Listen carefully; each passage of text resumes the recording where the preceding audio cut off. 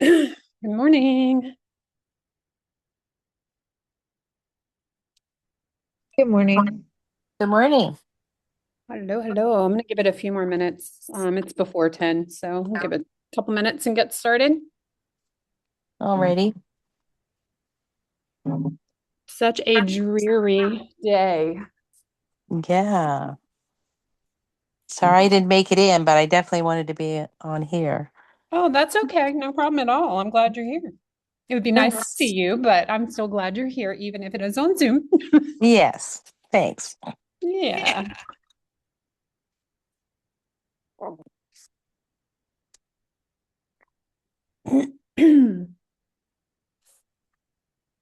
You got your lead-based paint thing figured out. That did it Well, for you? no, I actually was going to ask you about that. Is there another form besides maybe I didn't have the right form. I just got the guide. Is there Okay. another? Well, if you're working with a buyer, it should be attached in the documents on the MLS. Okay, I'll have to look. Okay. Well, we can always chat by the phone afterwards. Okay. Um, yeah, I don't have a home, or she doesn't have a home that she's put an offer on yet. So, Oh, is it part of the buyer packet? Because then you just need to have her initial the first page of the pamphlet. oh, okay. Yes, it's part of the Oh, buyer okay. I packet. misunderstood what you were doing. Oh, no, that's I thought okay. you picked a house. Okay, Is there cool. actually a place on there? Because I looked and I No, did. you have to add it. Okay, that's what I was Just add thinking. an initials block on it and you're good to go. Just on the first page. Yep, just on the first page. And you said just initial, not, she don't have to sign anything. Nope, just initials. Oh, okay, that's pretty easy. Yeah, it's super easy. Sounds good. I go ahead and do that anyhow. Easy peasy. Yeah, some things are easy, and that sounds like it's one of Yeah. them. It's one of the rare ones, right? Right. Did anybody come in today? Anybody? No, it's raining Yes. and gross outside. Are you kidding Yeah. me? But I see lots of people online. So Well, that's welcome, welcome, good. guys. Okay. I'm going to go ahead and get started. It's 10:01. Um, Today is a little bit different. It's not going to be really tech per se, even though we use tech every day, but it is I want to make sure we have a video for the proper way to work or handle potential rental clients. So not property management, but when you're helping a renter find a home, it could be willingly. Maybe you just want a little extra cash. It could be you have a listing and that seller needs help to go and find somewhere to live. It could be you're building your pipeline because I can tell you I have gotten actual closings from helping rentals. It is a long game. You know, obviously they're going to rent probably for at least a year. It is a long game way, but they do come back if you do things well. And of course, some things have changed. Virginia Realtors, I think it was Virginia Realtors, not Rain, added an actual agreement because obviously now we have to make sure that people agree to work with us. You know, we have to have some sort of um, we have the buyer broker agreement. Well, you also have one for the representation of a tenant. So I want to kind of go through where you get these forms, how you do it. And if you guys have any questions, because it is a good way to either, you know, build the pipeline is the biggest thing. Or like I said, you're helping a listing. You need to find them a place to go when they close and when they sell their home. So um, basically, we want to make sure you're starting off on the right foot. So if you have somebody approach you and say, hey, I need help finding a rental property, would you mind helping me? And you are like, yep, for whatever reason you agree. You need to make sure that you sign the right to represent, even for a tenant. So where you're going to find that is go into Brokerment. You're going to start your new transaction. Go to finder's fees. And we're just going to create a fake guy here. Let's say we're going to do that, and we're going to help them through the end of the month they need to move, right? You don't really need to fill in a lot of these, but if you're a stickler for the dates and Brokerment for the reminders, put in your normal referral stuff. You all know how to do this. You're going to select rentals and wherever you got them from.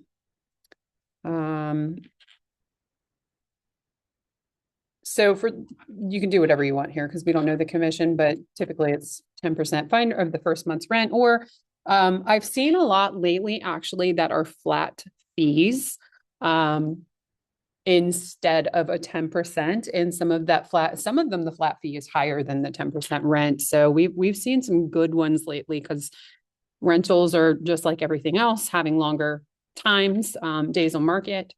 So, and of course, no loan. What else? What did I miss? What I miss? What I miss? Ugh, it doesn't like a dot. Okay. We don't have to worry about that right now. I'm gonna call it myself here.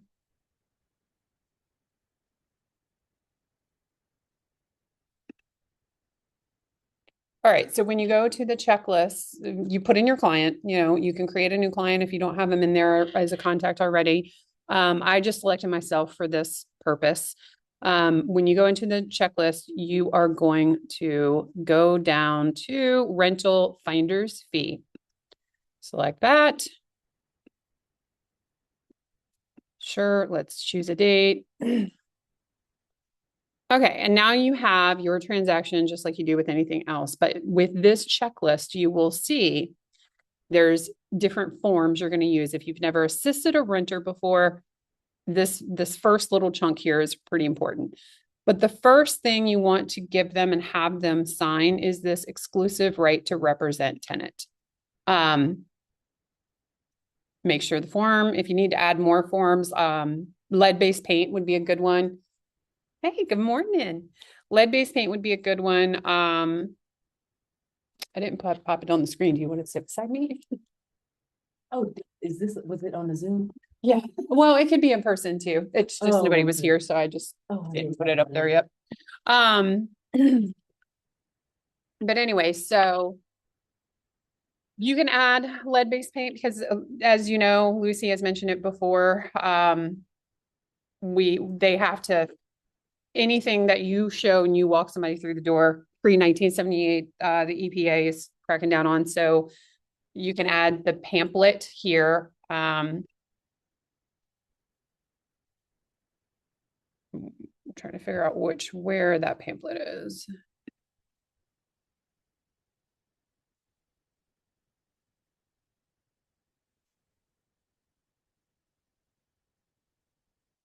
Where is there it is, search lead. Um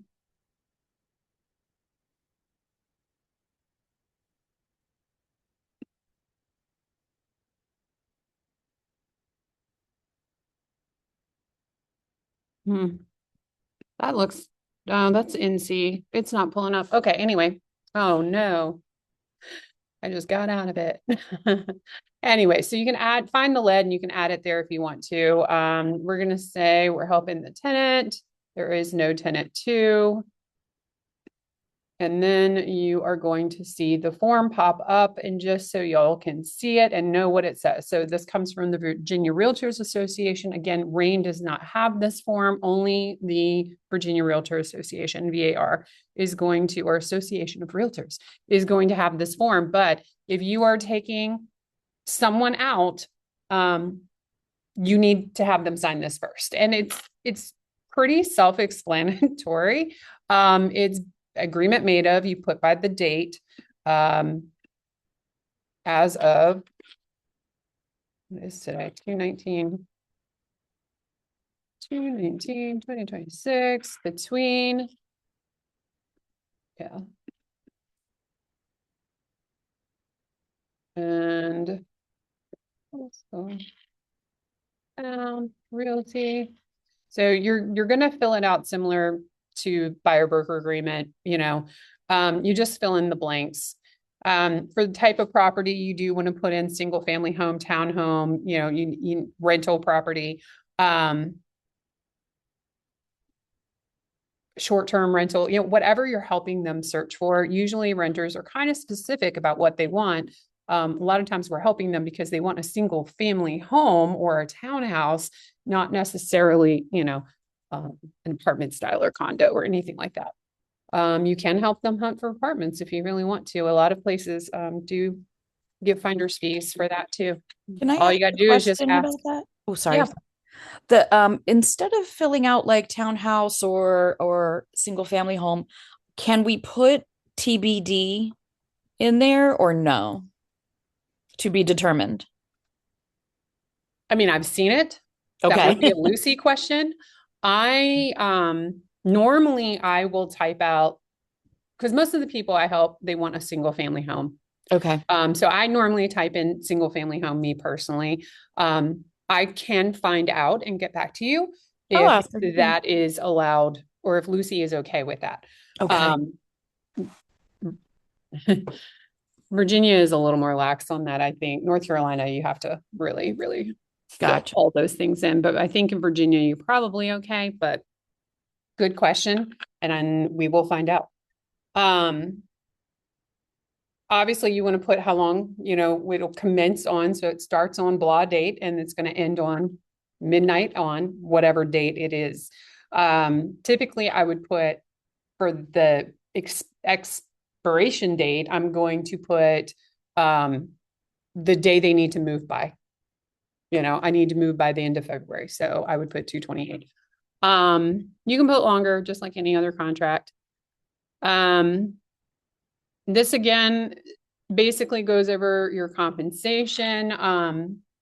If you charge a retainer fee, some people do that. And Rebecca, I think you do something like that, don't you? I do sometimes. Yeah. It's kind of case specific. Well, no, actually, I should say across the board. The last couple of years I have, and what I tell them is like for a certain amount of homes, it's this amount Yeah. of money, and I let them know that 20% of that does go to my firm. They can't pay it to me. It has to be paid to my firm. Right. There was somebody else I was talking to. I can't remember who it was. It may not even been one of our agents, but if they charge the retainer, the upfront, I'll help you. You got to pay me, $300 for my time. Mm-hmm. They have applied that or said, in some way, shape, or form, if you buy a house with me, we'll figure that out later on. So I don't know. Again, that's just one thing I'd heard, but really, so how I do it, I don't usually charge anything up front. My goal is to build my pipeline. That's part of how I generate business.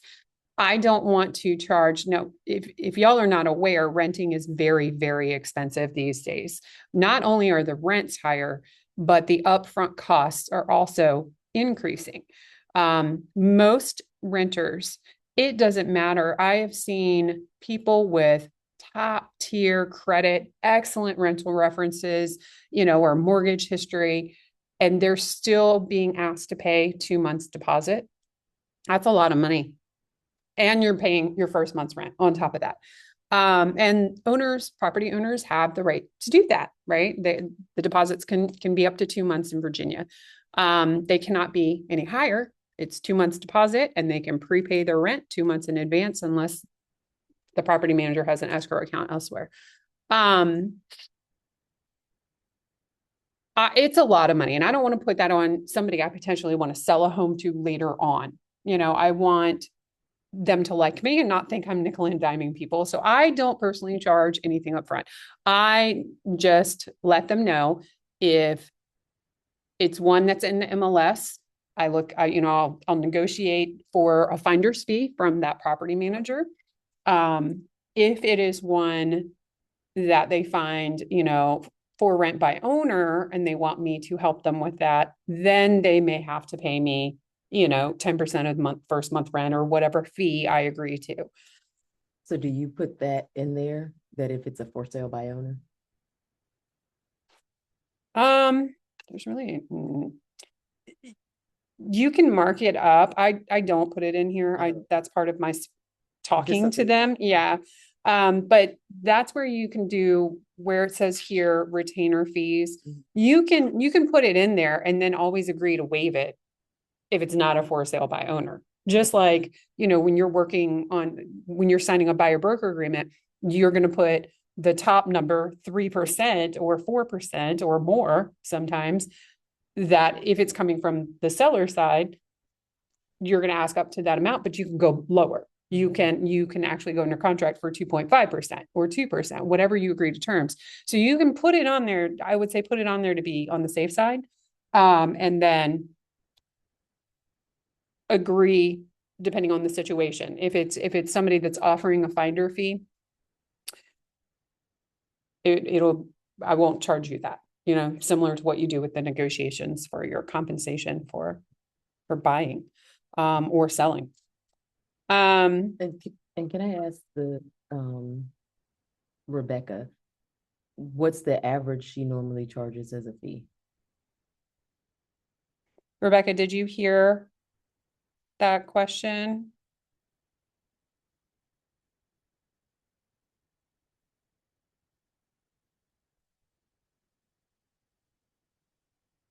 She may be gone. Okay. I don't know what that is. Yeah, I don't hear a lot of people doing that often. You will find people charging those fees up front when they don't normally help with rentals. Oh, They're not actively. Or you're really offering some extra service out of the norm, if that makes sense, I've also seen there was another company when I was a new agent, first agent I was with, that they even kind of had not really a program, but if somebody was interested in helping renters, you could charge a fee and then have an application already done up for them, basically. So you can just pass that information over. The only kind of issue with that is a lot of companies, you have to use their application. You can't use just a generic application, but that is handy for when you're helping ones that are for rent by owner and they're not using management companies, to have that application and all their information, their pay stubs, tax papers, whatever it is, have it just ready to hand over. You've kind of you've already kind of done a little bit of gathering the information so they can easily be screened, and it's easier on everybody else. I don't know. I didn't do that. I didn't help renters at that time. So I didn't do it. And I've not done it that way since. I just tried to make it easy. Hey, again, I'm building pipeline. So I'm just, okay. I'll help you. I'll get you where you need to be. So next year you can buy a house. Okay. A lot of times too, I mean, and that's kind of my stance on it. Because when you're talking to potential new clients and you're talking to them and trying to get them to start the talk to the lender, which is hard, right? Everybody thinks they're committed all of a sudden once they talk to a lender, or maybe they fear that they're going to get denied. They don't want to hear the news, but send somebody to the lender and lender comes back and they're like, oh, they got some credit things to work on. We're going to need a little time. They got to buy down debt, whatever the case may be. Okay, cool. Let me go help you find a rental. Stay my client. You are my client. I've got you now. Anything real estate related. So that happens to me from time to time. I've had a few of them that have been in credit repair while they're renting. And one of them purchased this year, or well, 2025. Okay. Recently within the last few months. And one of them started to look and then went, he wants to save more money. So they do come back if you stay in touch and your follow-up game is good and you are maintaining contact with these people. Okay. It goes over the tenant duties. Obviously, they're going to work exclusively with you to just like they would with a buyer broker. The broker duties, we're representing them as their agent. Obviously, again, that is very similar to a buyer broker. If they are participating in any kind of relocation program, you would fill that contact information there. I don't work with anyone that is part of any relocation program. Those are gonna be what your traveling nurses and, you know, things like that. Dual designated, that's again, similar to your representation with buyer broker. It just says tenant in it instead of buyer. And the disclosure regarding dual agency, how that works. We stay in our lane, that disclaimer that basically says we just are real estate agents. We are not attorneys, tax people. We can't help you with leases or anything like that.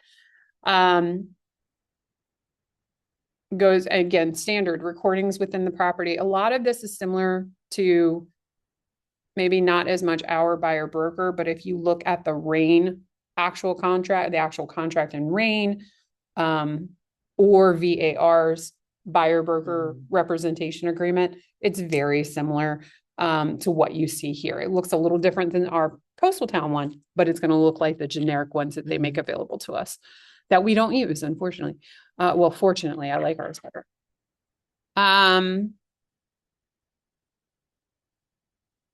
Not to disclose confidential information. Again, this is all the terms there. It's nothing funky in there. You would have the tenant date here, sign. You are going to sign as on this side and then put your information as the broker side. I know it says broker, but we can actually, you as the agent can sign that. And that's that. And then once you do, now you're ready to take them out, open some doors, you know, make good use of your time. So before I agree to represent a tenant, I have qualifying questions because when you've helped enough people find rentals, you know that it's got to be, it's still got to be worth our time, right? You got to make it worthwhile. If you know that their credit score is 400, they're going to have a hard time renting. You know, how many houses do you want us to open that door for? And they just keep getting rejected, you know, denied. Applications aren't going through. So if they have pets, I always ask people if they have pets, you know, their time frames, any must-haves, any absolutely nots. How's their credit? Is their income at least 2.5 times the rent? Because that is usually the minimum. Most people want 2.5 to 3 times the rent in order to qualify as far as income. If they are self-employed, they need to file their taxes. You need to prove your money, just like you would when you're buying a home. You got to be able to prove your income. And I make sure they're going to have a better chance. And if there are some issues, like I had somebody that had gone through some hard times a couple of years ago and had late payments and an eviction. They're not going to get it's going to be very hard for them to get approved anywhere. So there are some apartment communities that do second chance programs if they have, you know, a guarantor, co-signer, or they're willing to pay higher deposits or even pay a couple months in advance. Like I said, Virginia allows us to pay 2. Sometimes those are the cases. I ran into one, there's one, I don't remember the management company, but there is one that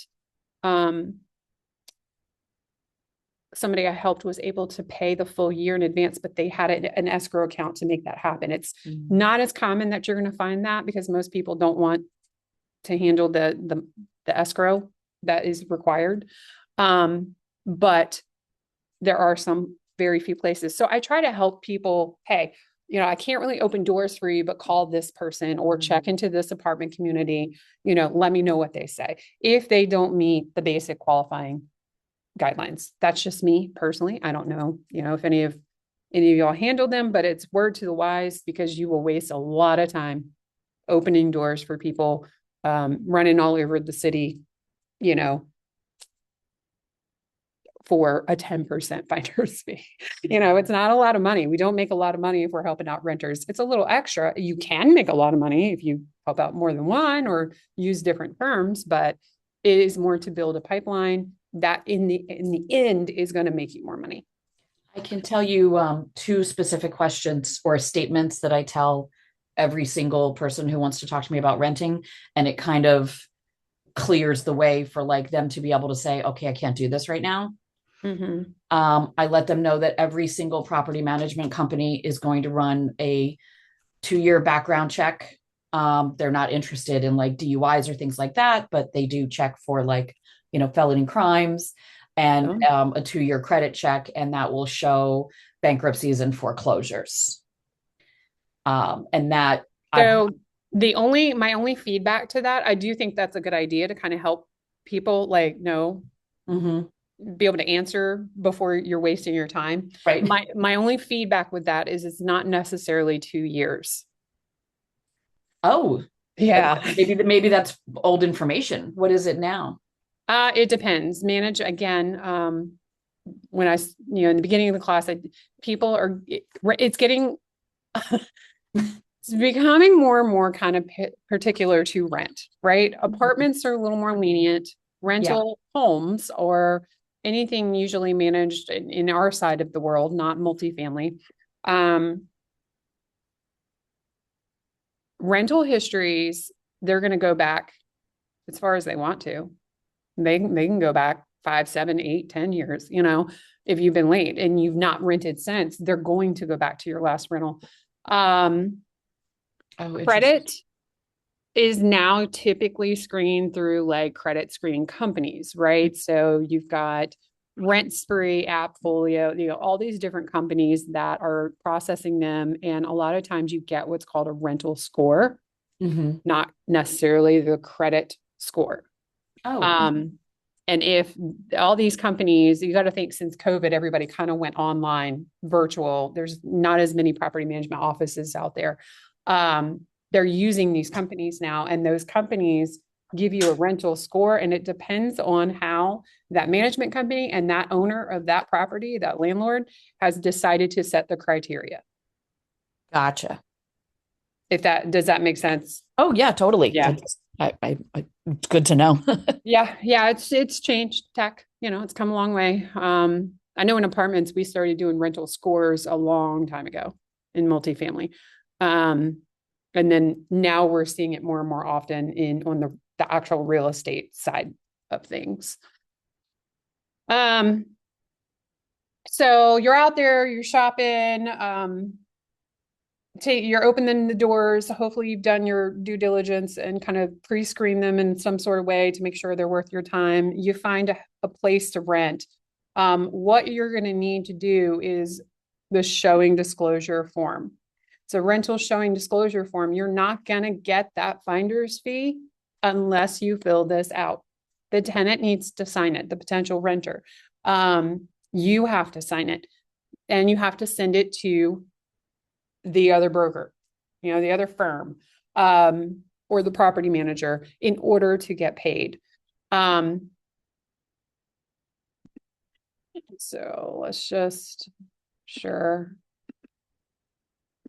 I'm just trying to get to the form. Bear with me just a second while I put some fake things in here.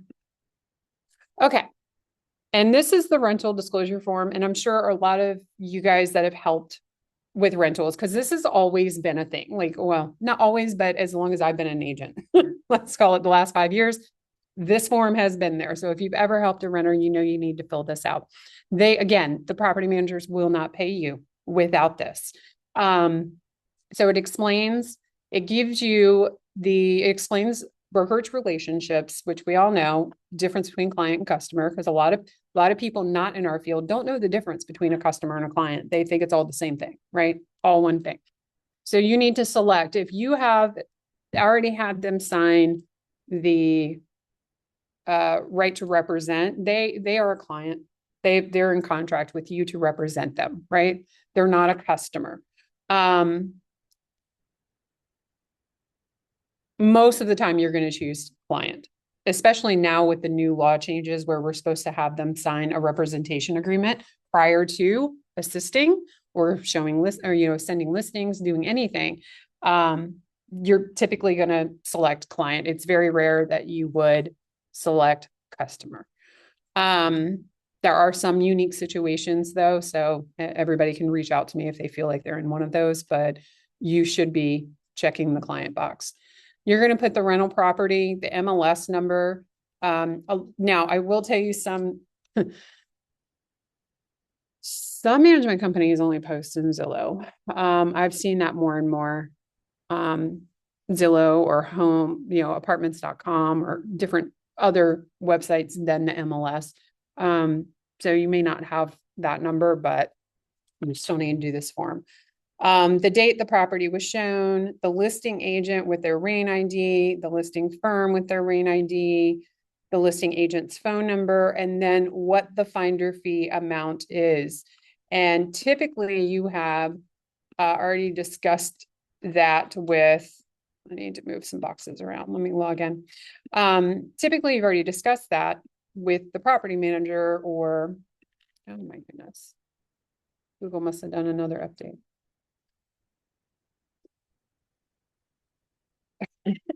Some reason looking at you helps me think. Thanks, Cynthia, thank you. All right. Yeah. I'm gonna try to. So while you're looking, I just have a quick question. Yeah. So what have you done and if you have any, clients that right now have Section 8? And because that was the issue with that other rental that I had. She is Section 8, but they all still wanted her to make the 2 and 3 times the rent. Yep. They have every right to do that. So Section 8 never getting qualified for anything. Yeah. So Section 8 is now counted as income. Right? Oh, so she can count. It is counted as income, but they still need to. Section 8 gets complicated. They get you're going to get Section 8, you're going to part of the housing, choice voucher up to, you can rent up to this number of rent, this amount of rent in this zip code, right? That doesn't mean they're going to get that full rent actually paid.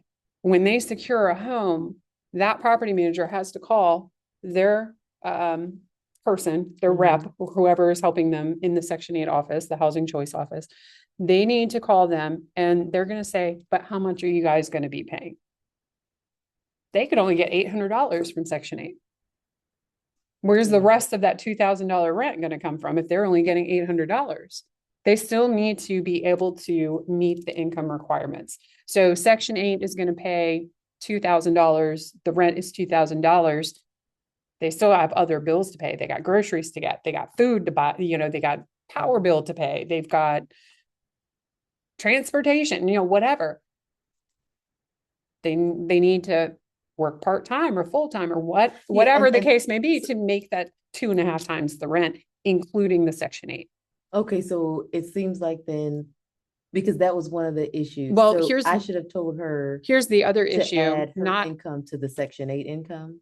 Maybe. I would have to actually see the situation to be able to. So like when she would go online to apply, and it would ask for her income. So she never made the two or, Yeah, she put that in wrong she because needed to that put the should have been Section 8 part, and plus then her you part-time. send you would send with pay stubs or tax papers, however, or pay verification, you would also send the benefit letter, Okay, the qualifying letter that they get Section 8. That's all income now. It's all Okay. part of their income, so it should be counted as income. We count it as income when we're screening them. Yeah, so definitely ask the questions. Also, not everybody accepts the housing choice vouchers or any vouchers. And if they own one rental, they don't have to take it. So you got to make sure you're asking those questions when you're helping clients in those situations. So that was good to bring up, actually, because a lot of people are not familiar with how Section 8 works and all that. This box, I swear. I'm freezing. I don't my coat is in the car. Okay. Oh, yeah. So. I should have brought it in. I'm willing spring. I'm refusing. I'm putting the coat away. I can't do it anymore. All right. So I just pulled up a random rental within, right around the corner from here. We are not associated with this company by any way, shape, or form. So I'm going to get off of that real quick because this is recorded.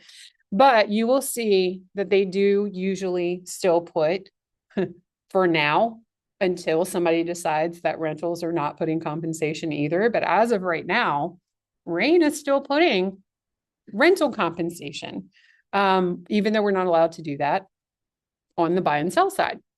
However, you will see there is finder fees and it's going to tell you what it is. So go into the MLS, pull that up, and then you're going to go back to this form and fill in whatever it is. Sometimes it isn't going to match because maybe you've negotiated it. I've had somebody from one of my rentals actually call me and was like, I'm not showing this house unless the finder's fee is $250. And the 10% of the rent wasn't $250, say it was $200, but she wanted an extra 50 because she knew this was a qualified client and they were going to get this place, right? So you can still negotiate those. You can ask. Most people are going to tell you, no, it's 10 or whatever is in the listing, but you can negotiate that. So whatever agreement you've come to with that property manager, or other agent on the other side, you're going to fill that in. You can either do the percentage of, and this of is for the monthly rent. So if the rent was 2,000, you would put 10% of 2,000, or they're going to pay me $300, whatever that is. And again, I'm seeing more flat fees out there than I am the percentage of the monthly rent. For now, spring may change that, but the flat fees are usually a little higher than the 10%. Not always, but you will see it. And then you're going to fill out your information as the showing agent. So your name, your RAIN ID, your firm, coastal town, all of the information. It would be nice if Brokerment, popped in our full address, but yes, annoying. The office number, your cell phone number, your email address. You're going to put, I probably shouldn't have selected myself as the tenant, but you're going to put their name, whether it's 1, 2, 3, 4 people you're helping, you're going to put all the applicants' names on there, separate with a comma, and then you're going to sign and date it, and they are going to sign and date it. Sometimes I will print this form. I will fill it out and print it and take it with me to the showing appointment. And if they decide they like it right then and there, okay, here, sign this real quick. I'll scan it, upload it, and put it in here. It doesn't have to be electronic, but electronic obviously is easy. And the reason I do that because you need to turn this showing disclosure and our tax paper, which are, that's also the W-9. You have to email both the showing disclosure and the W-9 either at the same time the applicant submits the application or prior to. If you do it after the fact, a lot of these property managers are not going to pay you. They're not.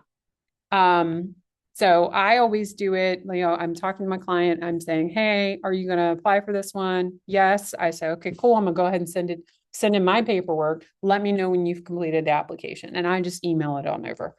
But again, if you don't submit those two forms to the property manager on the other side, you're not going to get your finder's fee. And that is all of the paperwork stuff that you need. Oh, sorry, Chrissy, I just now saw your message. I'm on Do Not Disturb. That's all right. I figured you'd want to be able to find it. Yeah, that's fine. We know it's there if you want to add the lead base paint. Anyways, yeah, if you want to add the lead base paint, it's under the rain tab. Oh, it was under rain. Okay, thank you. Yeah. I don't And then use you the click use search form. that often unless it's for North Yeah, Carolina. you don't So don't hit the search bar. You hit the actual yeah. rain tab.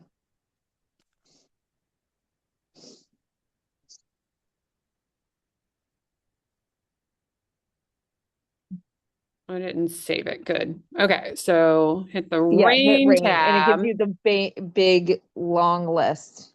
Yeah. So,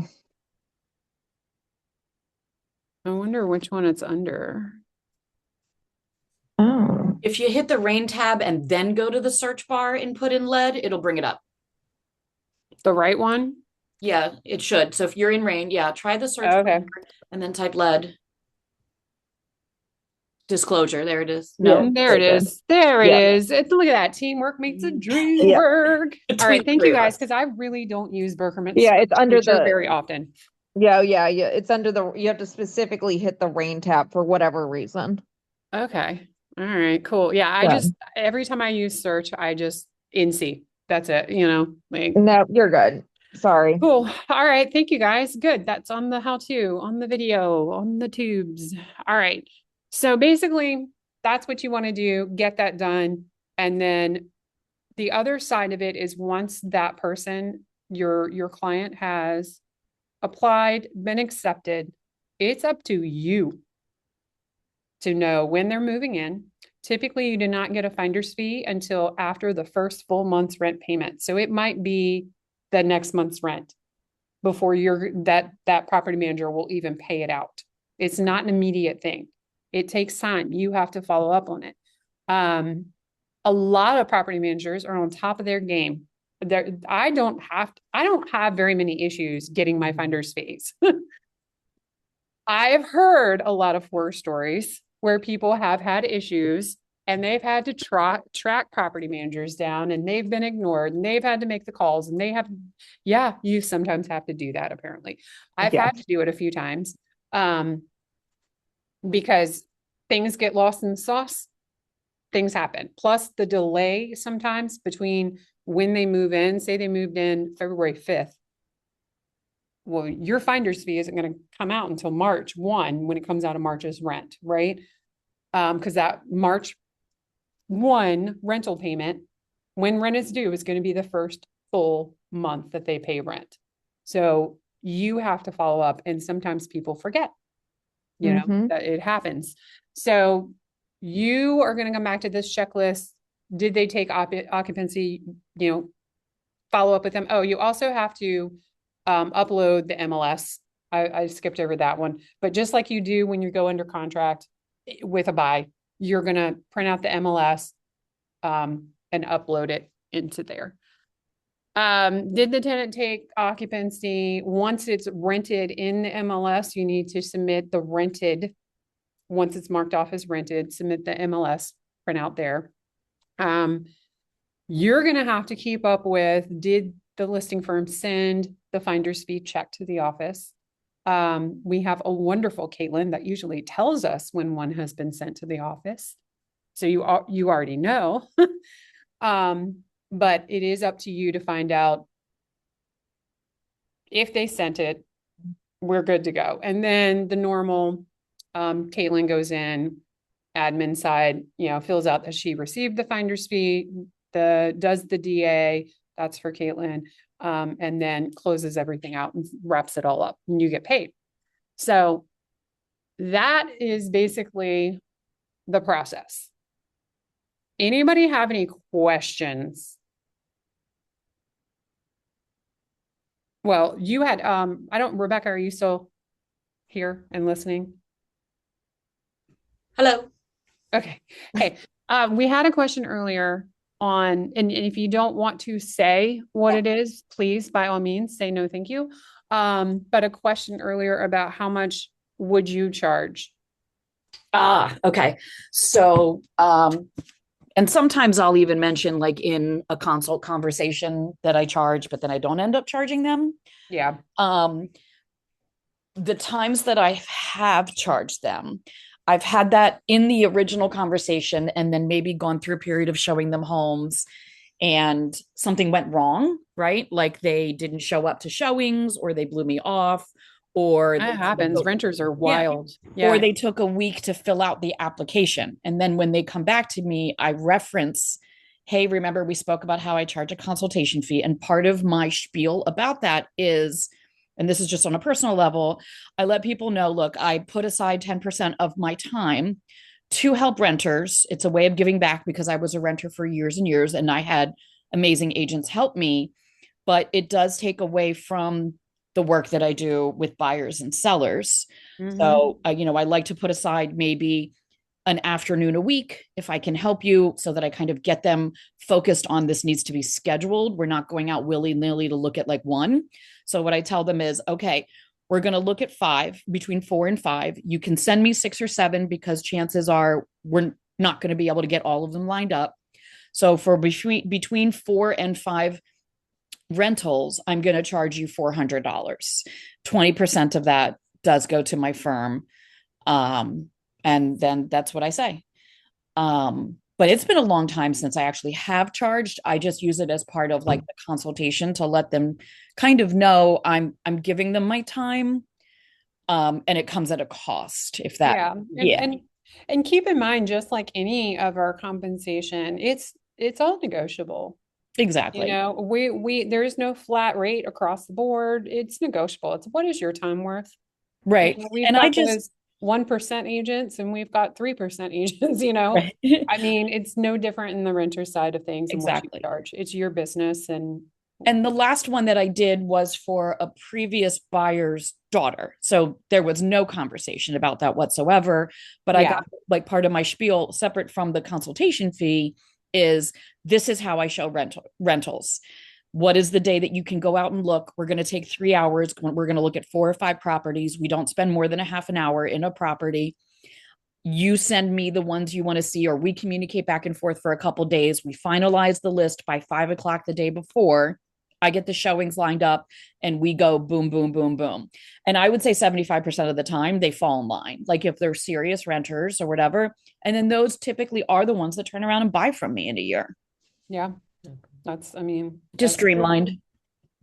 Yep, it is true. But you do want to make it as streamlined as possible because it can be time consuming. And I can tell you, I had one of my clients, we've been actively looking. I helped them with the rental last year.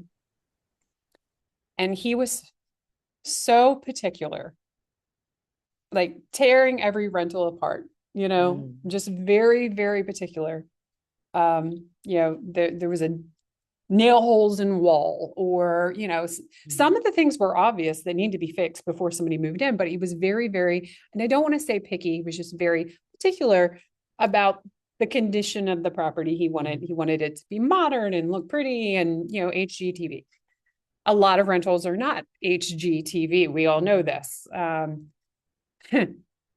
When it came time to taking him out for properties to buy, oh, we were looking at straight fixer-uppers. He did not care. He was like, oh, no, that's fine. I can work with that. I can work with that, So and the reason I'm saying this is I do feel that sometimes people are a little more particular renting than they are buying, on condition, paint, the age, if any upgrades are needed in kitchens and bathrooms. It's not just the rent amount. If you're paying, $2,500 a month in rent, I want my place to look nice. That's a mortgage payment, right? So that we're starting to see, we've been seeing for a while, the trend in that where people are just a little more particular about what they expect as a renter, the property's condition to be in. And we know that a lot of times they don't meet those expectations. So that they can be time consuming. You do need to streamline it. because it can get out of control, man. But cool. Are there any other questions or anything? No, I'm good. All right. Well, as always, if you guys have any questions, or if this is something of interest to you, I just want to make sure if you do help somebody, it's done correctly. Let's save Caitlin and Lucy's sanity. But give me a call if you have any questions. Hold on, there is something in the chat. Oh, you're welcome. It's Tonya. Yeah. I have one question. Is the same thing works for the listing for the renter? If a client who, like a buyer, who just bought his new house. Well, you cannot, unless you're in the property, unless you're a property manager, you cannot list a rental property. Oh, okay. All right. Yeah. Thank you so much for Yep. that. Yep. Anytime. You are welcome. Thank you. All right, cool. Well, then we're going to wrap it up. I thought this was going to be a little shorter today and it almost took up the full hour. So thank you guys. Thank you. All right. Talk to you soon.